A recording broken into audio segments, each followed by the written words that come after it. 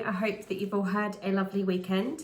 For those of you who haven't met me, my name is Mrs. Oshabu, and we're going to be talking today's assembly about new beginnings. So that's the theme for this week. So new beginnings can happen at any time. They can happen in January when it's the start of the new year. They can happen in September at the start of a new school year. They happen every Monday, the start of a new week, and they can happen every day when we wake up, because one of my favourite expressions from a book that I used to read when I was a little girl called Anne of Green Gables is tomorrow is a new day with no mistakes in it. So that means that every day when we wake up, we've got a brand new day to have a fresh start and to make some really good choices. So it doesn't matter what happened yesterday.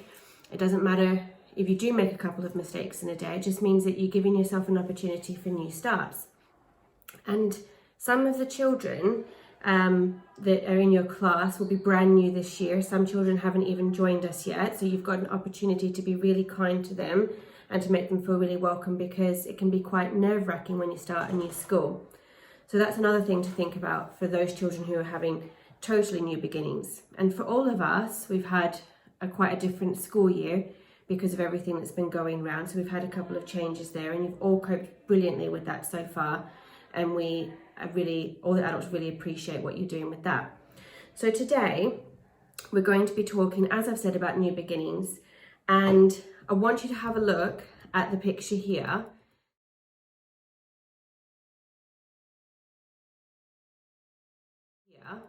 This is a picture of a blank book. And I want you to imagine that you're going to be telling your own story about what's going to happen. It could be, as I've said, a short story. It could be just what's going to happen this week. It could be a little bit of a longer story, what's going to happen, this half term or this term up until Christmas. Or it could be for the whole year. So what do you want to happen? Are you going to have some pictures in your book? Some of the days going to have some funny things happen that make us laugh. So all different choices of what we can have in our books. And it's really up to you to write your own story. And as I've said, every story, every person makes mistakes, and that's totally okay. I know I do. Pretty much every day, make a mistake or two, and that's okay, because I'm doing my best, just like you guys are doing your best as well. I think I'm losing my camera a little bit. There we go. Okay, so I'm going to read you a story now, and your teachers can show you some pictures as I'm reading. So, this story is set in Australia, where I actually happen to come from, and it's about Aboriginal people who are the native Australians. Two children followed the faint trail across the baked Australian earth. The old man walked behind them. It seemed to the children that they walked for miles, past stunted bushes and harsh red rocks, until their legs ached and they longed for the sight of water. They often looked back at the old man, but each time he shook his head. "Not yet," he said, and then they saw it ahead. "The waterhole," they cried together and started running. The pool was surrounded by shady trees. The water was dark and fathomless. They scooped up handfuls of it and drank. When the old man caught up with them, he planted his stick deep in the ground. Then the children brought him handfuls of water, and he drank too. "Is this the place, grandfather?" they asked. He nodded. He beckoned them to the edge of the water. It was smooth and still again now, like polished stone. "Are you ready?" he asked them. They nodded. "Then look deep," he said. The children stared hard into the water and saw nothing, but around them, the trees and the light and the dust began to grow misty and dark. They could hear their grandfather's voice, but it was faint now, as if it came from far away. They could just make out his words. "What you are seeing in the water is the land before Dreamtime. What you see is nothingness." As the children stared into the water, the land around them grew darker and darker until everything, the trees, the water hole, and their grandfather disappeared. The boy shuddered. "Grandfather was right," he said. "This is nothingness. There's no light, no dark. On the flat earth nothing grew. Nothing lived and nothing died. There were no people, no animals, nothing. But the cold earth was not still. Beneath the children it was moving slowly, as if giants were breathing. It's the ancestors," said the boy. "The ancestors are sleeping under us." The children watched and listened. After what seems like hours or even years, they began to feel the earth move more violently and they heard great subterranean rumblings and grumblings. They trembled. The ancestors are walking, they whispered. They sat very still, holding hands as beneath the earth the ancestors woke at last from their long sleep. The children heard them yawn and stretch and stand up until with a great noise they burst out through the earth's crust. Some of the ancestors looked like animals, giant kangaroos or writhing snakes. Others looked like humans. Some looked like plants, and some looked like mixtures of many things. The sky grew light and the sun burst out, and the children laughed with delight as they saw the ancestors wander off across the dusty plains. Then the boy cried, "Look!" And from a great distance the children watched as 3 more ancestors paddled across the sea in a bark canoe. "It's Jangawal and his 2 sisters," cried the girl. "They have followed the sun all the way from the island of the dead. When these 3 ancestors reached the Australian land, they left their 5 canoes. The children could see them striding across the dusty earth with digging sticks in their hands. When they thrust their digging sticks into the earth, they made deep holes where cool fresh water or living trees burst out.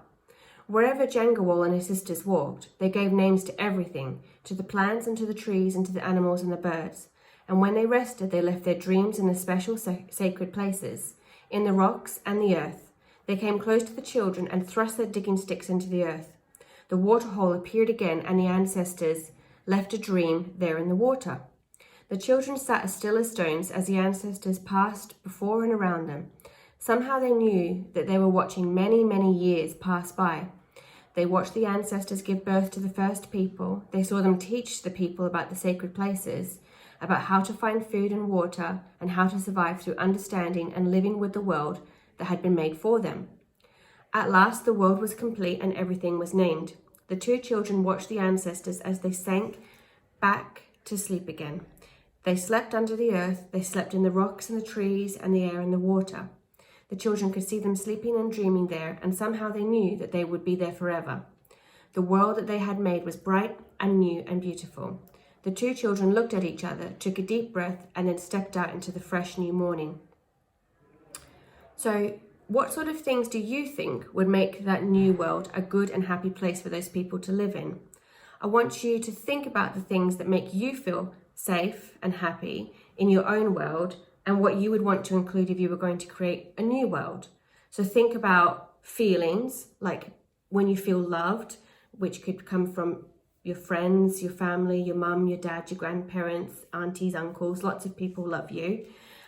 Kindness, how a little bit of kindness can make you feel a little bit more safe and secure. And I want you to think about that, especially as you welcome new children to our school, and think about how a little kind gesture from you, so a thumbs up, a wave, or, showing them even things like they might be worried about where the toilet is. And you could say, I don't mind showing you where things are in our classroom and being safe while you do that, obviously. And physical things. So what kinds of things do you think are important to you and what makes you feel really happy? I know that for me, I love to live near the water. And obviously in Stevenage, we don't have a lot of water. We've got Fairlands, which has a nice lake, but I mean like a big water, like a really big lake or an ocean. So if I was to create a new world, I'd probably put my world right near the ocean because I love it. But not everybody does. So what would you include to make you happy? And what sorts of things do you think you would want to not include because it could make people feel unhappy? So we could think about things like littering, which is obviously a bit of a problem. So think about all the things that you would and you wouldn't include in your new world. And I want to give you a bit of time to talk about that in your classes. And then the last thing I'd like you to think about and talk about in your class groups is what choices are you going to make? And then the last thing I'd like you to think about and talk about in your class groups is what choices are you going to make this year? Are you going to try a little bit harder in PE to learn a new sport that Mr. V is going to teach you? Or it could be outside of school. It could be a swimming lesson or a dance lesson that you do outside of school. How you could be an even better son or a daughter to your parents. So that could be, helping to wash up your dishes or make your bed, making sure that you're organizing yourself to be on time, and following the expectations that we've got in school to keep yourself safe and happy. So it'd be really lovely if you could spend some time talking about that, maybe writing some things down and making your own world, and you could do it in the style of an Aboriginal Dreamtime story. But that's just an extra challenge. So think about it as a class, what you'd like to do. And if you do any of that extra work, I would love to see it and give you some stickers. So make sure you tell me.